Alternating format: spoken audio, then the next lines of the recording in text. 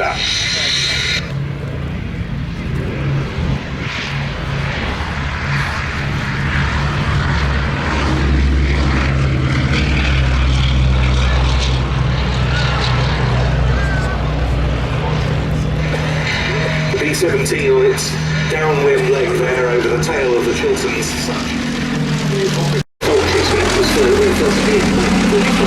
Because it was seen to be an incredibly heavily armed bomber for the day. Well, that armament increased from 5.5-inch machine guns, including just one in the nose turret on the B-17C models, which is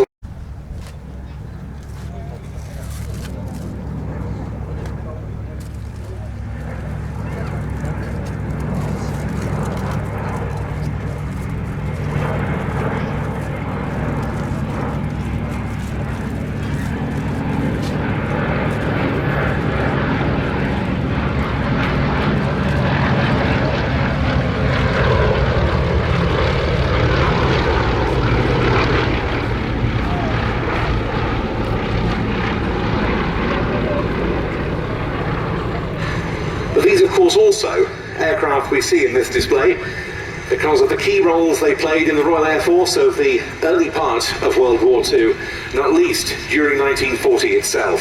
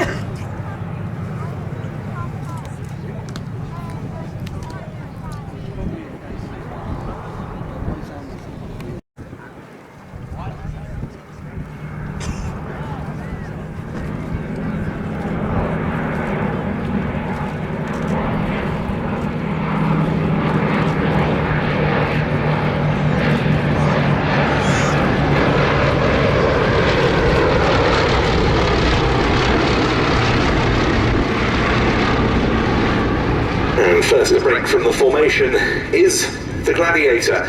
The aircraft is always nice to see at Duxford because its predecessor, the Gloster Gauntlet, summer of 1938.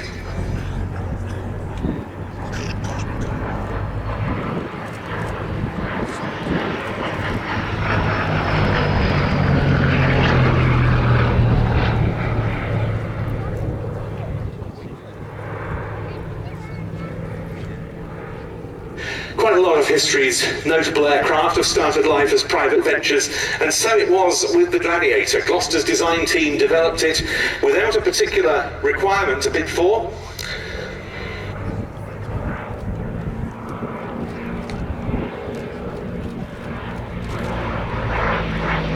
But as the RAF's new monoplane fighters, the Spitfires, Hurricanes, Bolton Paul Defiants and so forth, were delayed, the RAF decided it needed an interim fighter, and Gloster's new design, which they had named the SS-37 and had made a very early public appearance at the 1935 Royal Review of the RAF here at Duxford,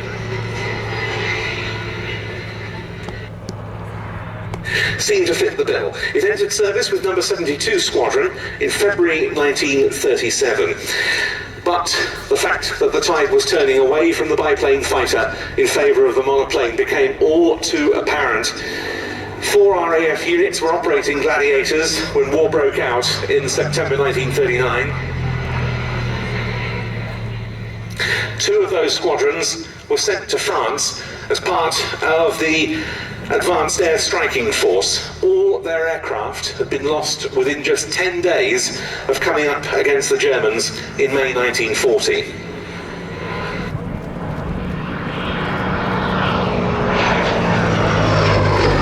That same year, Gladiators of both number 263 Squadron RAF and the Norwegian military air arm were involved in the efforts to defend Norway against a German invasion. 263 Squadron's aeroplanes had arrived aboard the Royal Navy carrier HMS Glorious in April. After only a few days, they were evacuated because they had so many unserviceabilities among the aeroplanes.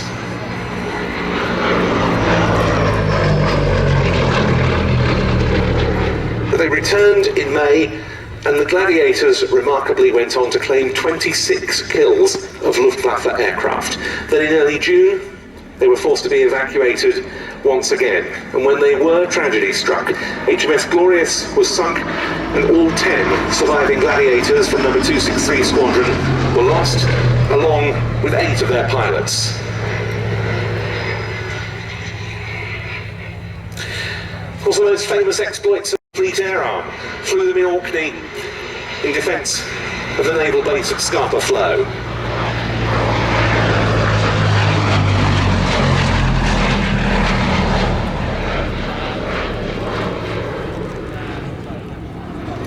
This one, the last production Mark I Gladiator, built in 1937, and it appeared on RAF Hendon display. In now the 2 Westland Lysanders.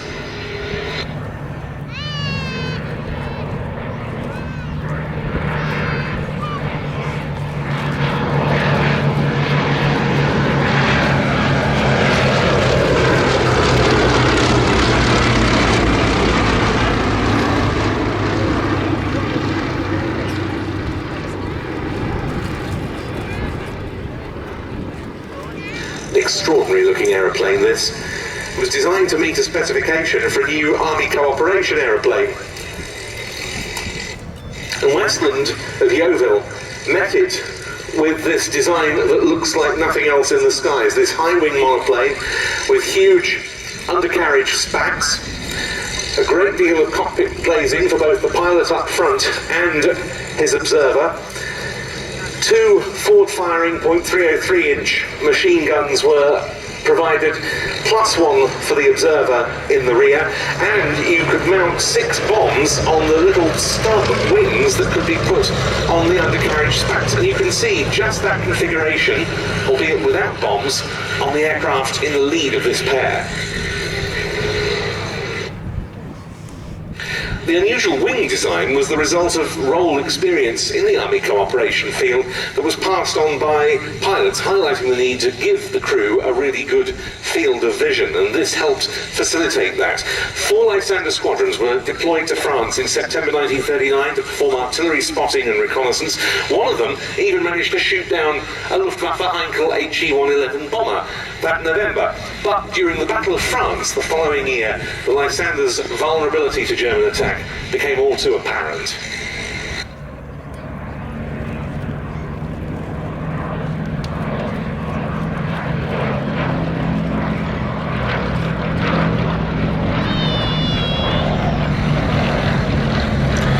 Nevertheless, Lysanders of number 4 Squadron were the last RAF aircraft to leave France for England.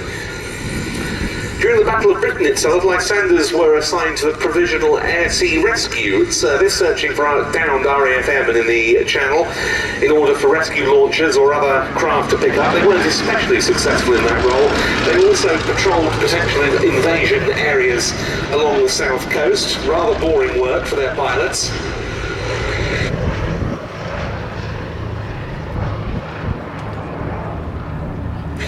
But, Colin, anything but boring were the missions undertaken by Lysanders in support of the SOE, the Special Operations Executive. Yes, Churchill set the mission for the SOE to set Europe ablaze, and this rather unusual, as you say, rather unusual looking aircraft is perfect for the missions that they carried out. It's a very rugged aeroplane, ideal for landing in rough ground, short takeoff and landing roll, and they were used as a taxi service to ferry agents into occupied France. And the whole prospect of doing that must have been quite daunting, not only for the agents going into enemy territory, but for the pilots as well. They'd be flying across a darkened France to try to locate, well, they hoped, a friendly field to land in. Just looking out of the window to try and see the right signal to give them the confidence to land in that field and deliver or collect those agents.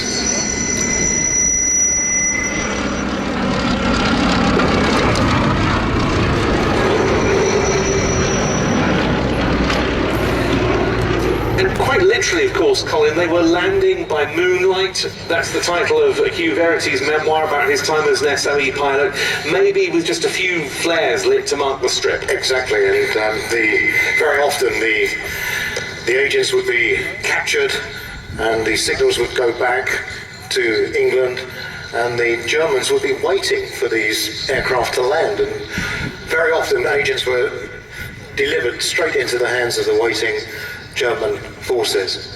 But you think about these airplanes and you imagine them flying off on their missions one at a time, but Hugh Verity, who I did meet some years ago, told me that very often they would fly in pairs and sometimes in three at a time to land in those remote fields in occupied France. And the second of the two Lysanders flying past there, the one from the Shuttleworth collection, is in the colours of a number 16. Really had to get away quickly. And here's the last of our Mercury-engined aeroplanes running through solo now, the Bristol Blenheim. And this another aircraft that started out as a private venture as a result of Lord Rothermere, the owner of the Daily Mail, wanting a new high-speed transport aircraft for his personal use. He funded the Bristol Airplane Company's development of an aircraft they called the Type 142. Rothermere then presented it to the nation under the name Britain First, and the Air Ministry was, to put it mildly, very intrigued, because this Bristol Type 142, this executive transport, was faster than most contemporary frontline aircraft in the RAF. So the Air Ministry decided to adopt it as a new light bomber for the Royal Air Force.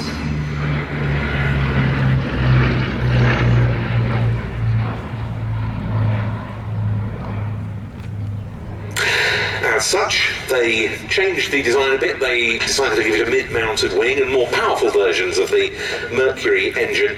And the Blenheim 1, as it was known in its first guise, entered service with the RAF not far from here at Witton, near Huntingdon, with number 114 Squadron in March 1937. Now, to give you an idea of the sort of advancement that was going on in aviation during that period, it replaced the Hawker Hind biplane light bomber. The Hind had a top speed of 186 miles per hour. The Blenheim 1's top speed was 260 miles an hour. So it was a huge leap forward. But events were to prove that it wasn't still enough.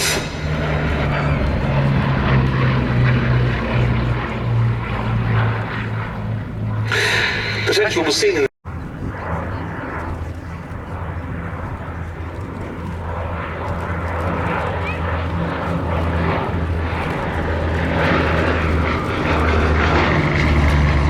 earliest RAF actions of World War II involved Blenheims. On the 3rd of September, the day we declared war against Germany, a number 139 Squadron Blenheim from Witton was flown on a reconnaissance sortie and became the first British aircraft to overfly German territory after the outbreak of hostilities.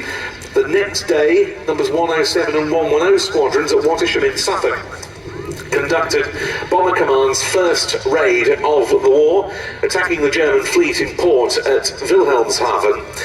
However, Blenheim losses thereafter would prove grievous, because an aircraft that just 2 or 3 years earlier had been absolutely at the state of the art for aeroplanes like this was now so vulnerable.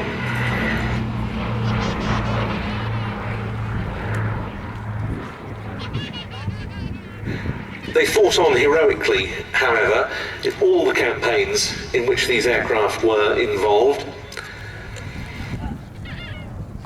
Daylight losses of Blenheim fighters were increasingly heavy. They switched increasingly to the night fighter role, and some of them were fitted with airborne interception radar. They were rather more successful in that purpose than they had been by day.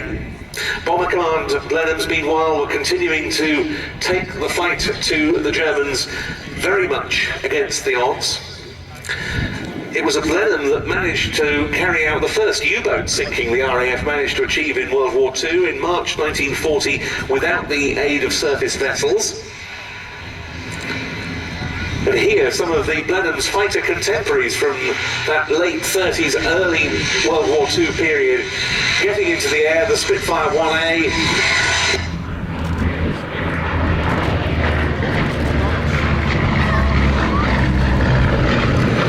Followed by the Hawk 75, the Wildcat and the Hurricane 1. 2-2 Squadron, which was reformed here in October 1939 in efforts to help protect Channel shipping, went on to convert to Spitfires in the spring of 1940, and we've got two later war ex-222 Squadron Spitfires in our Spitfire finale, MH434 of the old Flying Machine Company and MH415, a new restoration operated by Air Leasing.